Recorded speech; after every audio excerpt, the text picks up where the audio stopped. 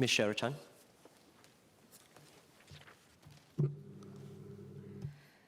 Mr. Chairman, according to January 2018 figures released by EDB, Singapore's overall manufacturing output in 2017 rose by 10.1% and posted its best performance since 2010. This was largely driven by the chemicals, electronics, and precision engineering cluster sectors. While having a rosy manufacturing performance is something we can cheer about, the concern will always be how long this cycle will last.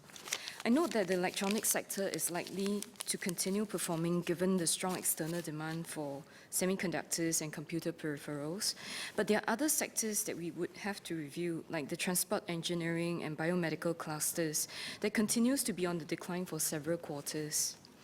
In early 2000s, the government made a big push for biomedical and life sciences in Singapore. Soon after, we expanded and attracted companies to begin their manufacturing activities here. As with every industry and business segment, the landscape evolves with time. Look at the biomedical cluster today. The current decline in the cluster is not because the biomedical sector is becoming a sunset industry. Rather, the drag was from pharmaceutical manufacturing, which is volatile, while the biomedical devices manufacturing is thriving and remains attractive. The question is, how does MTI review the diversity of business segments within each cluster and ensure an optimal balance in business portfolio within the cluster to support local employment over time? This is fundamental to our long-term strategy and possibly the lever that is most impactful to our ITMs. Does MTI continue to review these businesses after they are established or have insights to how the businesses are managing to meet future new challenges, say within each 5-year period? Why is such review necessary? The impact on business continuity these days is no longer confined to business readiness, but their ability to respond and foresee potential threats. Given shorter business cycles, rise of technology disruptions, and potential political sanctions, possibility of businesses being displaced is higher.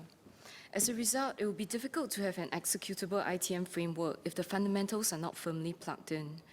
I know the ITM needs to be a living document, one that allows elements within the industry to be added, changed, and adapt to new landscapes.